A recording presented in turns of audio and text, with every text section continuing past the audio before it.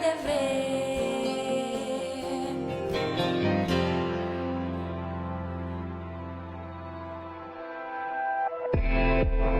Hablemos. Voces especializadas en ciencias sociales y humanidades. Historia, antropología, literatura, estudios políticos e internacionales, agua y sociedad. Divulguemos la ciencia.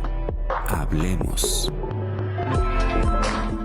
Los estudios literarios tienen algunas particularidades que a veces no entendemos la gente común todos los días. Sin embargo, créame que estos estudios nos acercan a entender una época, por qué los autores escribían lo que escribían, cómo lo escribían. Todo este tipo de estudios, de análisis literarios, están aquí presentes en el Colegio de San Luis a través justamente de este programa que tiene varios investigadores especializados en diversos aspectos, diversas etapas y diversos autores. El día de hoy nos va a acompañar el doctor Juan Manuel Verdeja Acevedo. Él está recién llegado aquí al Colegio de San Luis y bueno, pues le vamos a dar la bienvenida para que nos platique un poco de cuál es su proyecto, su perspectiva de los estudios literarios. Estuvo en Harvard y también nos va a platicar un poco de su estancia allá, que ha sido parte de la trayectoria en su, bueno, pues él es joven, pero también ya importante trayectoria profesional. Así que acompáñenos para conocer un poco más a este perfil, a este investigador que recién se incorpora a las filas de este Centro Público de Investigación. Bienvenidos, comenzamos.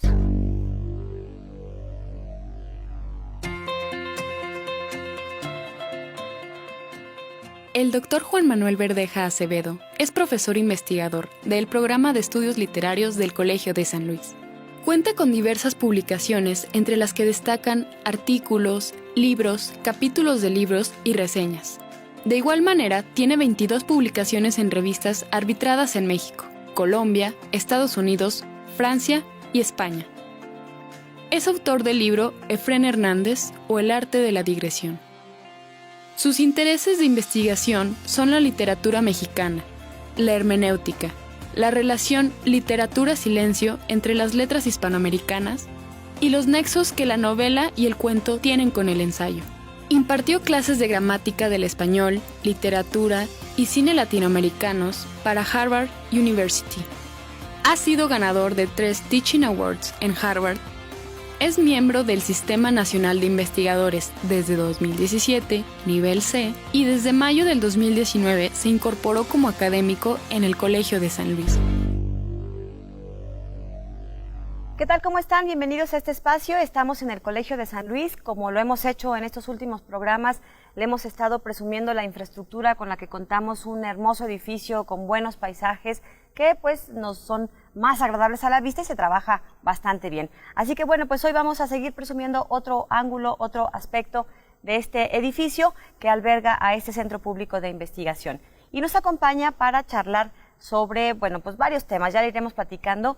Un invitado que de manera especial vamos a saludar porque se acaba de incorporar a las filas del equipo de investigadores del Colegio de San Luis y es el doctor Juan Manuel Verdeja Acevedo, quien está trabajando en el programa de estudios literarios. Doctor, muchas gracias por acompañarnos. Muchas gracias a ustedes por la invitación. Bienvenido al programa y bienvenido al colegio. Gracias. Tienes bien poquito. ¿Cuánto tienes? Unos meses apenas, Unos ¿verdad? meses, llegué el 2 de mayo del año pasado. No, de este año. No, del año pasado. 2019. Perdón. Así trabajo.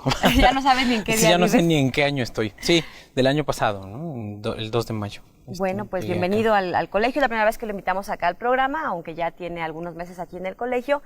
Pero nos ha llamado mucho la atención tu biografía porque hemos visto parte de la semblanza curricular que está, por cierto, si la quieren consultar, disponible en nuestra página web. Y bueno, pues él, como decía, se incorporó hace algunos meses. Su proyecto se llama Historias, Himnos y Clamores Secretos, el silencio y lo inefable en la narrativa y el ensayo hispanoamericanos en los siglos XX y XXI. Pero además hemos visto que tienes colaboraciones de varios libros, artículos, etcétera. Platícanos un poquito de tu trayectoria. Sí, bueno, pues yo soy egresado de la licenciatura en Letras Hispánicas, en Lengua y Literatura Hispánicas, de la Universidad Autónoma Metropolitana, plantel Iztapalapa. Luego hice una maestría también en la UAM Iztapalapa, en Teoría Literaria. Y después me fui al Colegio de México a hacer el doctorado, ¿no? Ahí ya me moví de la teoría literaria a filología pura, y ahí estuve trabajando con Efrén Hernández, es un escritor que no se conoce mucho, pero justo estamos pues trabajando para que se conozca un poco más y sobre todo se trabaje críticamente más. Después hice una estancia en Harvard de 2 años, más o menos. Sí, fueron 2 años. Y después estuve en la Universidad de Guanajuato, estuve 1 año haciendo un postdoctorado y pues luego se dio esta oportunidad. Y aquí estamos muy contentos, trabajando, sin saber en qué año, pero trabajando, contentos. Platícanos un poco de tu estancia estos 2 años en Harvard. ¿Cómo llegaste ahí? ¿Fue una beca? ¿Qué hiciste? ¿Y cómo nos ven a los mexicanos y particularmente la disciplina en la que tú estás? Pues mira, fue una experiencia muy enriquecedora en el sentido de que es un intercambio que tiene el Colegio de México con Harvard University. Y fui pues el elegido de los estudiantes para representar al Colmex en esta estancia, que sí fueron 2 años. Estaba por terminar mi tesis de doctorado y pues así fue como llegué a Harvard. Fue una experiencia digo enriquecedora porque llegas a dar clases, ya no vas a tomarlas, vas a dar clases. Empiezas dando clases de gramática del español, generalmente ese es como el acuerdo, pero luego si los profesores de ahí, si los jefes ven que estás respondiendo, que trabajas bien, que los estudiantes te califican bien, porque como acá pues hay se evaluaciones, claro. Las clases se someten a evaluaciones, te ofrecen otros cursos. Entonces yo fui favorecido con cursos como cine latinoamericano, cine español, y obviamente literatura latinoamericana y literatura del español. Son unos cursos, siguen siendo de idiomas, pero ya son para estudiantes avanzados y son ya de discusión en realidad, ¿no? Entonces sí se acerca mucho ya a lo que hacemos nosotros ya como investigadores, dando clases, sea en licenciatura, posgrados o en los seminarios, ¿no? Entonces fue enriquecedor en el sentido que pues me di cuenta cómo ven a México, cómo se ve a Latinoamérica desde todas partes del mundo. Es muy interesante porque hay mucha curiosidad por México, ¿no? Por el arte mexicano, que es lo que yo estuve enseñando. Y la verdad es que es muy emocionante ver cómo hay estudiantes, que imagínate, los estudiantes de Harvard, ¿no? Que de premio por las calificaciones en el semestre les regalan el pony más caro que pueden comprar los papás. Incluso tuve al hijo de como el tercero de Microsoft dándole clases. Tuve a un estudiante muy buena, por cierto, que era de los Kennedy, ¿no?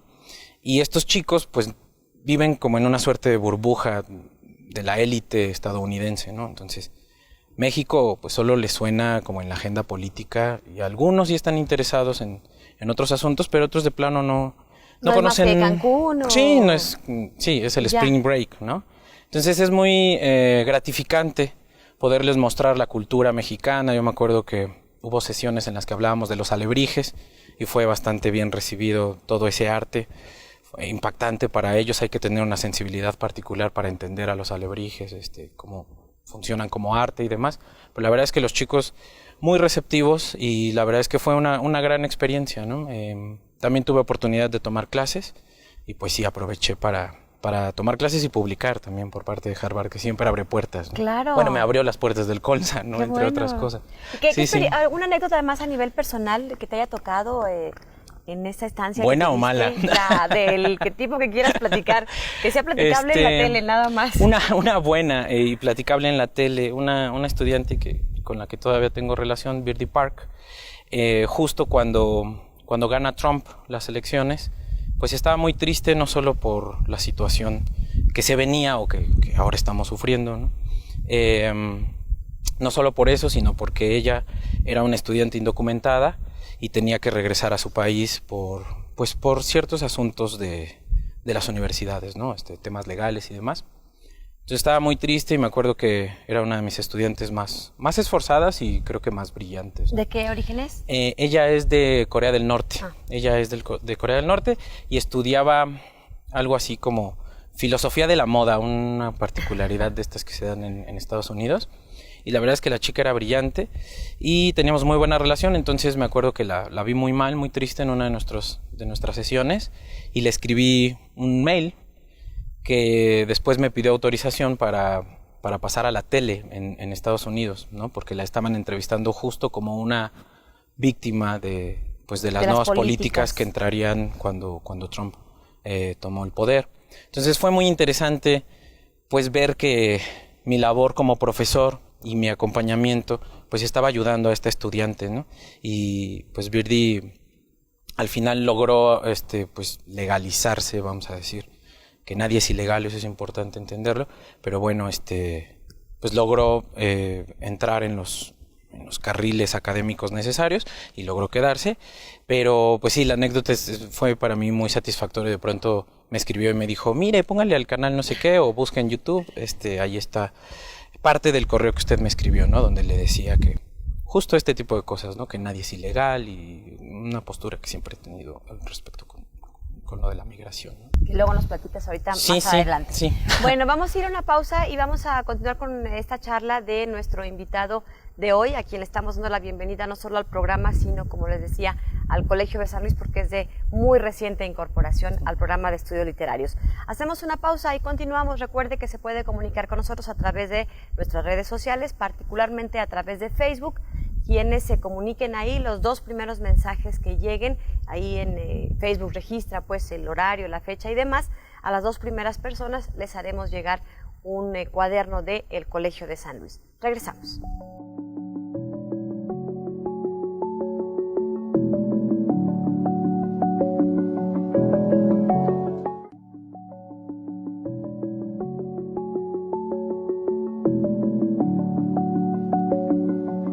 Bien, estamos de regreso, vamos a continuar platicando con nuestro invitado de hoy, que es el doctor Juan Manuel Verdeja. Platicábamos hace un momento que, bueno, pues estuvo en Harvard y nos contaba algunas de las historias que le tocó vivir allá, de cómo nos ven desde este aspecto de la literatura, ¿no? Y qué bueno que tengamos estos embajadores, porque pues van y dan una muy buena cara por San Luis, por México, bueno, por San Luis no, porque ya nos decías que no eres potosino, ¿verdad? Sí, bueno, pero tengo familia acá, y sí venía muy seguido. ¿Ah, sí, ya conocías? Sí, ya conocía. ¿No te costó adaptarte a la ciudad? Pues en los últimos años ha crecido mucho, entonces me costó un poquito, pero ya nada fuera de lo normal. No, que no se compare con la Ciudad de México, con esas dinámicas y ahí hay que adaptarse todos los días. Ya sé, es toda una aventura cada día. Platícanos un poco, ¿por qué es importante la literatura? ¿Por qué decidiste estudiar justamente esta disciplina? Bueno, llego a la literatura por una circunstancia netamente familiar. A mi abuelo le encantaba leer, él era ferrocarrilero, pero leía mucho. Entonces él fue el que me empezó a jalar al mundo de las letras, por decirlo así. Entonces fue como un proceso muy fluido, porque pues me iba bien en las clases de literatura, porque había leído más que mis compañeros a cierta edad. Y pues cuando descubrí que se podía hacer crítica literaria, que se podía hacer investigación sobre la literatura, pues dije, de acá soy. Y ya postulé a la UNAM y a la UAM. En ese momento la UAM se iba recuperando de la huelga del 2000, entonces fue más fácil entrar a la UAM Iztapalapa, que fue una decisión de verdad azarosa por esto de la UNAM. Yo quería estudiar en la UNAM, pero al final fue muy buena porque tuve una formación con muchos investigadores. Ahí son profesores investigadores casi todos, al contrario de la UNAM, que casi todos son profesores, por lo menos en la facultad, ¿no? Y se dedican poco a la investigación. Sí hacen investigación y muy buena, pero hacen menos o les exigen menos que en la UAM. Entonces, pues así llegué a la investigación literaria, ¿no? Con profesores que tenían de verdad pasión por la investigación y por enseñar sobre la investigación literaria. Y así llegué a la literatura. Me llama la atención un poco el título de tu proyecto acá en el colegio, que además está muy largo. Ahí venlo desglosando. A ver, historias, himnos y clamores secretos. ¿A qué te refieres con eso? Porque luego terminas diciendo el silencio y lo inefable en la narrativa y el ensayo hispanoamericanos. Regáñame, Lidia, sí está muy largo. No, es que somos investigadores, ya saben. Acá le ponen a un diplomado, a un seminario, unos nombres así y a unos libros que casi es medio tomo del puro título. Es verdad, eso es verdad. No, a ver, platícanos, explícanos un poco. Bueno, la primera parte surge justo de que no quise ceñirme a modalidades discursivas particulares, es decir, a la narrativa o al cuento, bueno, a la narrativa pensando en la novela o al cuento o justo al ensayo, sino que quise tomar diferentes manifestaciones literarias y por eso este primer nombre, ¿no? Esta primera parte del título. Y después ya es un fenómeno en particular que veo a lo largo de casi toda nuestra tradición literaria desde la modernidad, por eso es siglo XX, siglo XXI, que son problemas que tienen los escritores o los personajes en la narrativa particularmente para expresar lo que están sintiendo, lo que quieren decir, lo que quieren escribir. Hay personajes escritores y pues bueno, así me di cuenta que pensar en estas imposibilidades discursivas que se están jugando ahí me daba un lente más o menos amplio para poder cubrir varias manifestaciones literarias. No sé, ejemplos podemos tener muchos, creo que uno de los más representativos es, por ejemplo, Josefina Vicens, con una de las grandes novelas nacionales, que es El libro vacío, donde justo se juega que su personaje, José García, no puede escribir. Entonces, como no puede escribir, su libro está está lleno de esta tensión entre el querer decir y no poder decirlo, y lo que va describiendo a lo largo de todas las páginas de la novela son precisamente problemas de escritura, ¿no? Problemas que tienen que ver con la vida y que tienen que ver con con los problemas de la creación literaria. Entonces me di cuenta que es un fenómeno que no se había trabajado tanto desde, como decirlo, en solitario, aislado, ¿no? Y me funcionó para revisar literatura tan importante como la de Jorge Luis Borges, pero también literatura muy muy nueva, ¿no? Como no sé, estoy pensando en Mónica Ojeda, Sara Uribe, Diana del Ángel, que son autoras del siglo XXI, ¿no?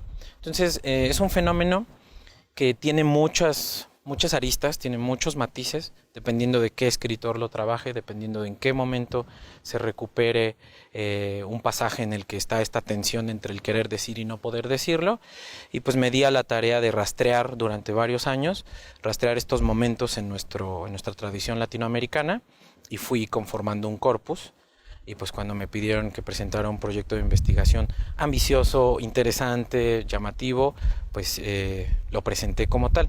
Porque pues para decirlo rápido, lo que ocurre es que en la literatura justo se puede apreciar muy bien, gracias a la técnica con la que trabajan los escritores, se puede apreciar muy bien esa tensión con el lenguaje. Al final la literatura es donde el lenguaje brilla más, ¿no? Entonces estas tensiones justo lo que nos hacen pensar es hasta dónde puede llegar el ser humano pensando, el ser humano actuando, el ser humano en sus dinámicas con otros, con sus familiares, por ejemplo, ¿no? Justo ahora estoy trabajando con temas muy difíciles como los temas tabú, ¿no?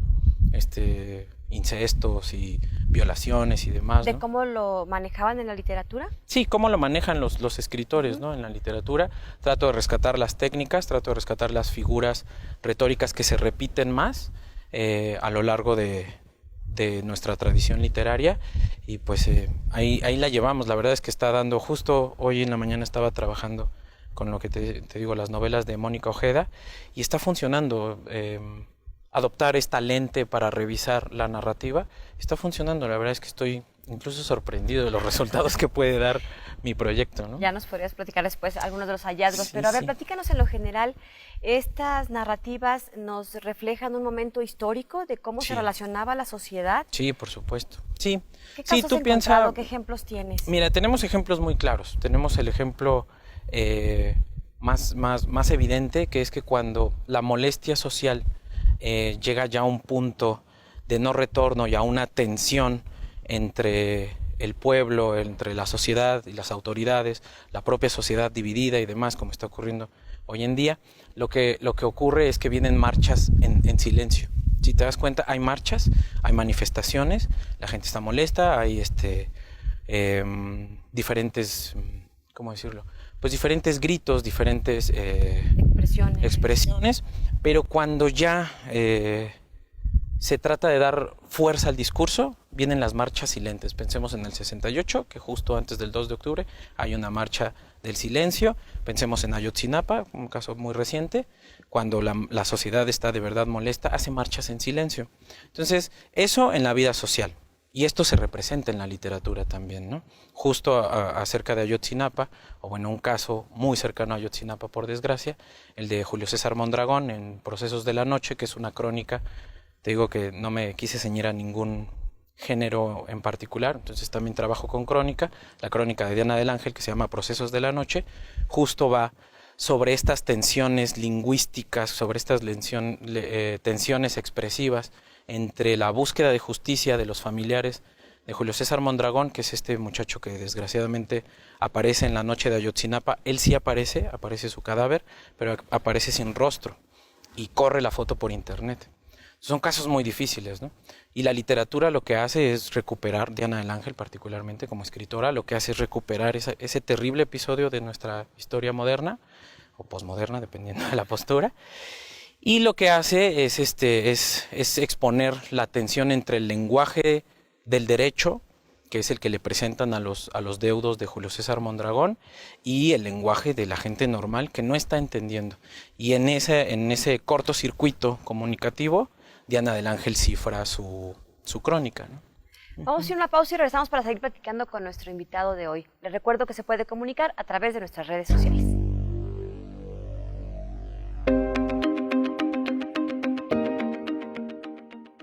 El Colegio de San Luis es la sede del seminario en línea ¿Qué es la política?, que imparte Noam Chomsky y Marvin Waterston, académicos de la Universidad de Arizona, bajo la coordinación académica del Dr. David Madrigal, investigador del programa de estudios antropológicos. Noam Chomsky es un reconocido académico egresado de la Universidad de Harvard. Desarrolló gran parte de su trayectoria en el MIT, Instituto Tecnológico de Massachusetts, y se le reconoce como uno de los académicos más influyentes del siglo XX, con valiosas contribuciones al conocimiento. Marvin Waterston es profesor emérito de Geografía de la Universidad de Arizona. Su investigación se centra en las nociones gramscianas de hegemonía y sentido común vinculado con el cambio social. Se ha especializado en las relaciones entre la justicia social y el cambio progresivo. Este primer seminario internacional es de suma importancia para el Colegio de San Luis, dado que es una continuidad de intercambio de relación interinstitucional que se ha sostenido con la Universidad de Arizona.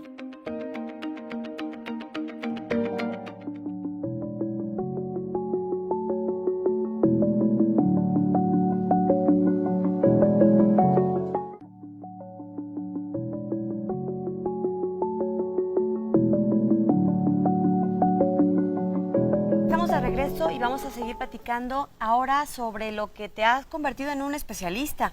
Estaba viendo parte de tus trabajos y prácticamente hay un personaje común que me llamó la atención y es un escritor, poeta, dramaturgo y guionista mexicano, Efrén Hernández, que vivió de 1904 a 1958.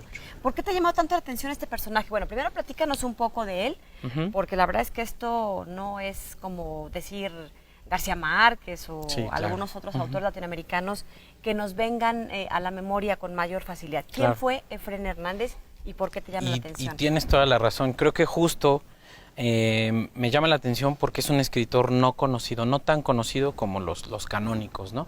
Todavía no es parte del canon, aunque ya se está editando, ya se está trabajando su obra, todavía no es parte intrínseca del canon, ¿no? ¿Qué pasa con Efrén Hernández? Él se hace famoso porque fue el maestro de Juan Rulfo. Y incluso Borges recupera ahí una anécdota en la que Efrén Hernández se dice que recupera del bote de la basura uno de los cuentos más importantes de Rulfo y lo obliga un poco o lo invita con fuerza a publicar, ¿no? en la revista América, de la que Efrén Hernández era editor. Efrén Hernández desaparece mucho tiempo de nuestra escena literaria porque pues es un escritor que en su momento no es muy reconocido como tal. Sus narraciones son muy extrañas y son sobre todo muy absurdas, que es una noción que nosotros usamos mucho, pero es como un humor muy difícil, ¿no? Vamos a decir, un humor que de ser tan evidente es medio, pues eso, absurdo, es medio incomprensible, ¿no? Medio inentendible para muchos, ¿no? Pero ahora con nuestra nueva sensibilidad, ¿no? Con la sensibilidad de estos tiempos, con el humor de estos tiempos, Efrén Hernández empieza a cobrar mucha importancia, ¿no? ¿Quieres que te cuente sobre su vida? Pues sí, es que estaba leyendo que trabajaba en oficios medio poco comunes, ¿no? Sí, zapatero, platero. Sí. Pero a ver, platícanos un poco cómo Fue influye también esto en su atendió biografía o en una su farmacia. Lo que pasa es que Efrén Hernández es de esos escritores que se hacen solos. Él intenta va a Ciudad de México e intenta estudiar en 1928, me parece, intenta estudiar Derecho. No sé por qué el derecho está convirtiéndose en una constante en esta plática. Qué bien, qué bueno. Y resulta que se da cuenta que no le interesa, él lo dice así, no le interesa la escuela legal, le interesa la escuela de la vida. Y lo que le interesa es la literatura, entonces abandona los estudios. Y así, ese es un síntoma, este abandono de los estudios, es un síntoma de cómo entendía Efrén Hernández la vida. Él trataba de ser libre y ser creativo donde estuviera, ¿no? Entonces, justo tuve oportunidad de trabajar muy de cerca con la familia, con el archivo personal del autor, y me enseñaron facetas que ni siquiera están registradas en los libros, ¿no? Es algo que estamos tratando de también incluir en los proyectos que tengo con su obra. Por ejemplo, me enseñaron que era inventor, y entonces trabajaba con plástico, tenía unas máquinas con las que hacía aretes, e incluso el hijo de Efrén Hernández, Martín Hernández, me regaló unos aretes para mi esposa, obviamente, porque yo no uso. Pero es muy particular. Esto también es un síntoma de cómo era inquieto Efrén Hernández. Él se decía inventor. Entonces era un tipo que sí, si lo pensamos ahora, sería un loco casi que de atar, ¿no? Entonces, de pronto decidía que se iba a vender grano al ferrocarril y se subía al ferrocarril, tenía un ayudante, esto me lo contaron los hijos, se subía al ferrocarril y se iba en el ferrocarril vendiendo grano, compraba y luego lo vendía, no revendía. Y así era de inquieto Efrén Hernández. Su pluma es muy valorada, así como fue ignorada por el gran público, sí fue muy valorada por los contemporáneos, ¿no? Por Javier Villaurrutia, por Salvador Novo, que incluso escribe un epílogo para su primera publicación. Y lo invitaban a trabajar y todo, pero Efrén Hernández era tan inquieto y tan particular que pues decidía no colaborar con ellos, ¿no? Entonces, pero teniendo ahí y tenía puesta la mesa, por decirlo así, sí, claro, porque son los escritores que estaban más cerca del poder en la época en la que Efrén Hernández particularmente padecía económicamente. Pero decide que no, que él va por su lado y sí muere muy pobre, enfermo. ¿Con cuántos hijos? Con dos hijos, Valentina y Martín, que tuve oportunidad de entrevistarlos y de pasarla, pues revisar muy rigurosamente los archivos, que fue parte de lo que he publicado, son inéditos que fui encontrando gracias a que ellos no solo me abrieron los brazos y las puertas, sino también las cajas de los archivos. ¿Y no te lo donaron? Les digo. No me lo donaron, lo donaron a un museo en León, porque Efrén Hernández es de León, Guanajuato. Y ahí está el archivo para que quien quiera revisarlo, la verdad es que vale la pena. Era dibujante, como tú bien mencionaste, era guionista, escribió un guión para Cantinflas que nunca grabó Cantinflas, pero que sí sería bueno que se recuperara, muy interesante. Fue no solo maestro de Juan Rulfo, también ayudó para que publicara a Rosario Castellanos. No estamos hablando de cualquier escritor, ¿no? Es Juan Rulfo, Rosario Castellanos, y tallereaban con él, ¿no? Platicaban sobre sus textos y demás, y Dolores Castro, etcétera. Porque además dice que publicó novela, poesía, cuento. ¿En qué género era destacó periodista, más? como tú, era periodista. No, hizo de todo, es impresionante. Sus obras completas son 2 tomos de este tamaño y justo ahora estamos preparando una nueva edición para el Fondo de Cultura Económica, donde vamos a meter todavía más, porque faltaron unos poemarios que yo tuve la suerte de encontrar en mis investigaciones y una de sus primeras publicaciones, un ensayo. Entonces hacía ensayo, hacía de todo, literal, ¿Por qué teatro. es importante recuperar esta parte de las biografías de los autores, de los escritores mexicanos en estas nuevas generaciones? ¿Por qué? ¿Qué nos aporta al conocerlos? Bueno, primero, particularmente yo puedo hablar de Fren Hernández. Lo que recupera es una sensibilidad muy particular, ¿no? Nos enseña que el mexicano era en general, o es en general, una persona que piensa mucho, que reflexiona mucho, que antes de hacer cualquier cosa se lo piensa 5, 6, 7 veces y le da vueltas a la misma idea y ya se está adelantando a lo que va a suceder y demás, si hace algo, si no lo hace. Y esos son sus cuentos. Yo puedo hablar muy bien de sus cuentos, que es lo que trabajo con más ahínco, pero eso está también en sus ensayos, está en su teatro, está incluso, tiene una novela en la que él hace los grabados, las ilustraciones, y está también en sus ilustraciones, ¿no? Entonces, eso representa muy bien al mexicano, pero el interior del mexicano, creo yo, ¿no? Esta persona que se piensa 3, 4 veces antes de tomar una decisión, que cuando toma la decisión la sigue pensando, que cuando ya tuvo las consecuencias de esa decisión sigue pensando en el hubiera, ¿no?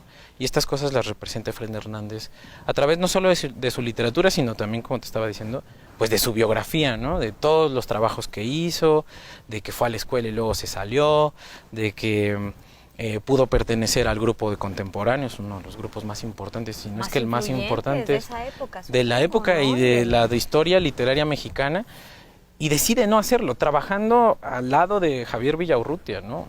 Uno de los grandes nombres de la literatura, y eso justo es lo que me llama la atención. Entonces dije, bueno, si este señor aparece y no en algunas fotos, ¿quién es y por qué está relegado de los estudios críticos? Después me di cuenta que justo su obra es muy críptica y hay que estudiarla muy a fondo. Y lo que siempre digo en las entrevistas, cuando me preguntan por qué trabajo de Fren Hernández, les digo, pues porque tengo el dinero para poderme meter, ¿no? Me dan becas, me dan, mi tesis de doctorado fue sobre Fren Hernández, me dan apoyos económicos con los cuales yo puedo dedicarme 8 horas a leer 7 páginas, ¿no? Porque eso necesita la obra de Fren Hernández. Y pues bueno, ahí la llevamos, vamos a ver si la crítica de verdad puede exponer todo lo que significa la obra de Hernández para nosotros, para el México de hoy, y pues para las próximas generaciones, ¿no? Justo de estas nuevas generaciones vamos a seguir platicando, regresando de la pausa, porque le quiero preguntar a nuestro invitado qué puede hacerse desde la literatura en un México como el de hoy, con este tejido social como está. Y bueno, pues ya le iremos preguntando de eso y otras cosas. Regresamos después de la pausa.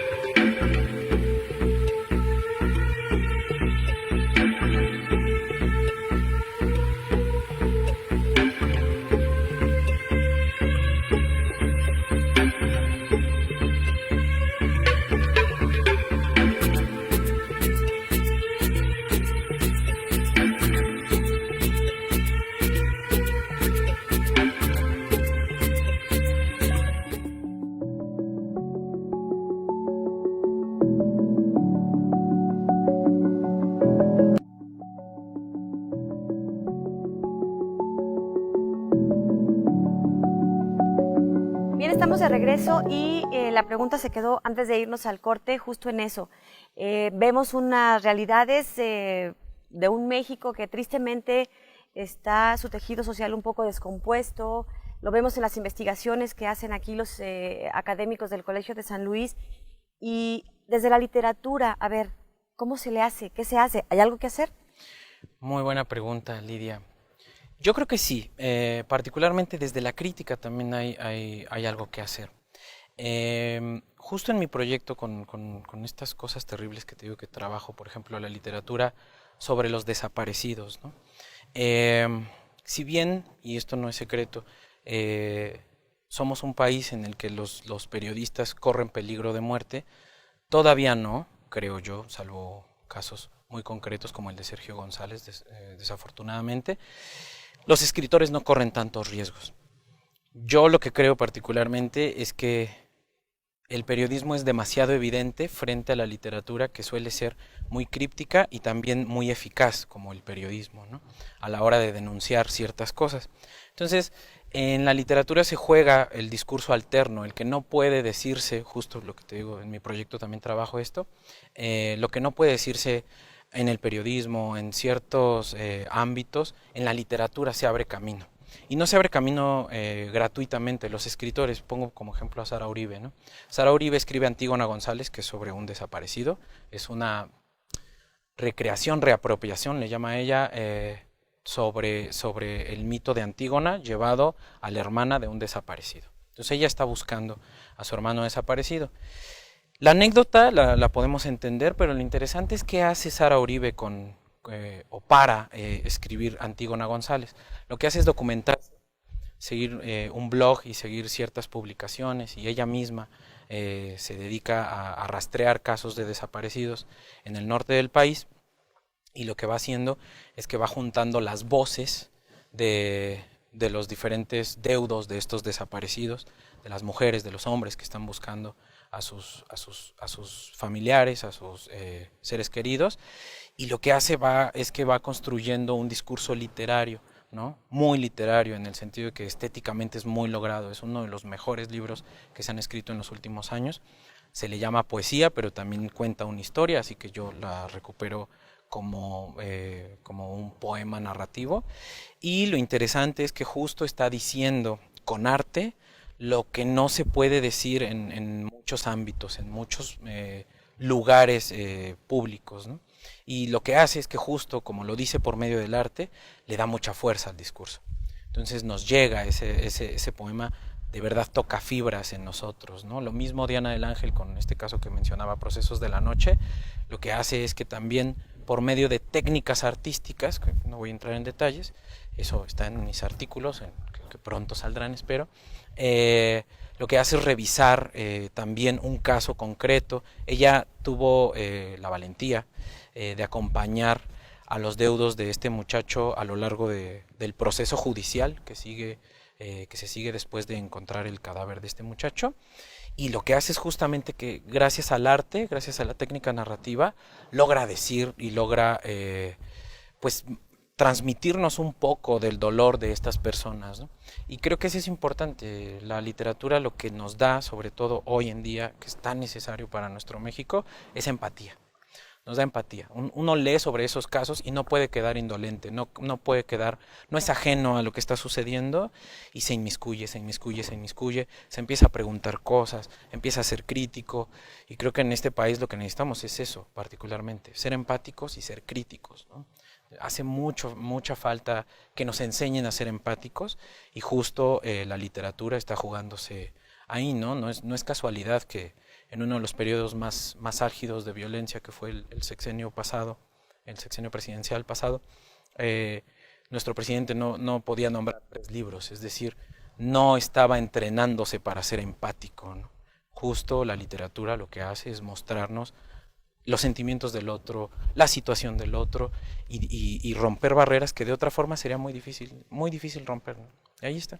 ¿Cuál es la importancia de que se sigan impartiendo ese tipo de materias en la secundaria, en los bachilleratos, en las licenciaturas? ¿Cuál es la importancia de estos estudios literarios presentes en la formación de nuestros jóvenes, de nuestros niños y de nuestros jóvenes? Sí, es muy buena pregunta. Fíjate que justo, y esto no lo dije, pero también me invitan mucho a dar clases para profesores de preparatoria en el TEC de Monterrey, en diferentes campus, y justo siempre terminamos hablando de la importancia de la literatura como una herramienta para construir empatía, ¿no? Como una herramienta justo para entender al otro, para acercarnos al otro, ¿no? Cuando leemos este tipo de narraciones, por más dolorosas que puedan ser, por más violentas en ciertos momentos que puedan parecer, lo que están haciendo es de verdad acercarnos al otro y hacernos sentir un poco lo que siente el otro, ¿no? Y además no es ficción, son casos que de verdad son reales, ¿no? Se le llama en el argot crítico, se le llama la literatura de archivo o la narrativa de archivo, y justo es esta narrativa documentada, ¿no? Esta literatura documentada, y lo que hace es que recupera casos reales y te dice, mira, esto está sucediendo, esto es importante, aquí la madre está preguntándose todas las noches dónde está su hija, ¿no? Y cosas así. Entonces, es importante en el sentido, yo no digo que a los chicos se les ponga este tipo de literatura que es muy fuerte, pero no estaría mal si el profesor tiene las herramientas, pero sí es importante que empecemos a leer desde pequeños y que haya alguien que nos lleve y que nos dirija las lecturas, que nos diga un poco qué hay ahí, que nosotros pues en ciertas edades no alcanzamos a ver. Ahí también juega la crítica un poco, ¿no? Lo que hacemos nosotros, ¿no? Encontrar técnicas, pero también pues qué se está jugando, ¿no? ¿Qué otro discurso se juega además del evidente? Y pues es importante porque pues el ser humano justo se está convirtiendo en alguien que está tan expuesto a la violencia que ya no le importa el otro, ¿no? Que ya no nos duele el otro. Y la literatura nos pone en pausa. Nos dice, espérate. Sí importa y si hay que voltear claro, al lado, ¿no? Sí, importa el otro y al otro le pasan estas cosas y tú aquí tienes para decirlo rápido, tienes un simulacro de lo que te podría pasar a ti también, de lo que podría ser tú, de lo que podría ser un familiar que tú quieres mucho. Y ahí es donde se juega, yo creo, una de las fuerzas más importantes de la literatura, que es enseñarnos a sentir. Nos da sentimientos que de otra forma muy probablemente no tendríamos. Justo les decía el caso de los chicos de Harvard, pues ellos recuerdo que en algún momento revisamos esta película Diarios de motocicleta, ¿no? Donde pues se nota una comunidad muy pobre con muchas limitaciones económicas y demás. Los chicos estaban asustadísimos, para ellos era una película de terror, pero al final en la conversación dijeron, es que estas cosas ocurren, ¿verdad, profesor? Y yo, sí, claro, esta es la realidad no latinoamericana. Ahí pasaron a bienvenidos, filmar. Sí, y además eso, justo en esa película sí pasaron a filmar realmente a las comunidades, ¿no? Y los que aparecen ahí no son actores, son parte de las comunidades. Entonces es muy importante que los chicos se acerquen a este tipo de manifestaciones. Ahorita hablaba del cine, pero lo mismo ocurre en la literatura, con otro tipo de lenguaje, con otro tipo de procesos, pero también nos acerca y nos hace sentir por el otro, ¿no? Y yo creo que eso es fundamental. Te digo ahora, en estos tiempos que en las redes sociales y en los noticiarios, las muertes, los crímenes, la gente muerta, la gente lastimada, la gente herida, se convierten en estadísticas.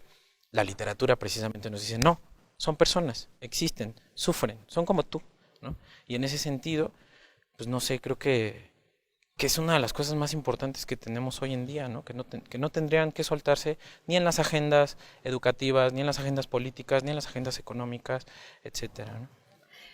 Ya se nos terminó el tiempo, yo me quedé todavía con un par de preguntas que quería hacerte, pero bueno, rapidito te la voy antes de que nos corten. Si haces análisis crítico y obviamente eres un estudioso, un investigador de todos estos estudios literarios, ¿te gusta escribir? ¿Poema? ¿Cuento? ¿Novela? No, justo tengo muchos colegas que hacen las dos cosas, hacen crítica literaria y se dedican a la literatura. Yo sí creo que leer es un arte, que leer bien es un arte, que leer con rigor es un arte, y me dedico más bien, o sea, de verdad le llamo en las clases, les digo a los chicos, bienvenidos a su clase de arte de la lectura, ¿no? Porque lo que trato de enseñar y lo que trato de hacer es un arte con la lectura, ¿no? Leer, saber interpretar, saber marcar los momentos en los que se usa cierta técnica y demás. Que sea un artista no quiere decir, que yo me denomine artista de la lectura no quiere decir que sea un artista bueno de la lectura. Solo te pero lo intento, así. Sí, solo me Juan Manuel, muchas gracias por habernos acompañado. No, muchas gracias a ustedes, de verdad. Ya nos vamos, gracias, los dejo con la agenda Colsan y nos vemos en el próximo programa. Soy Lidia Huache, pásela bien, hasta la próxima.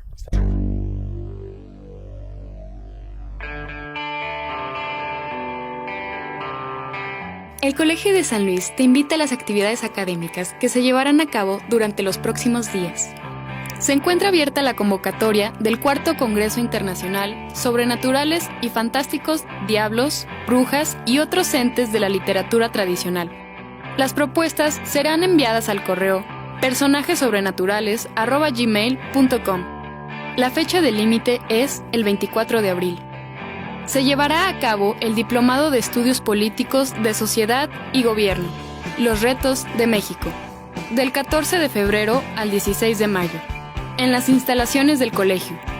Informes e inscripciones al correo diplomado.pepi@gmail.com.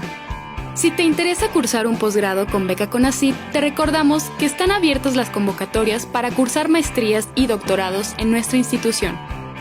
Consulta los detalles de las convocatorias y otros eventos a través de nuestra página web www.colsan.edu.mx. Síguenos también en nuestras redes sociales.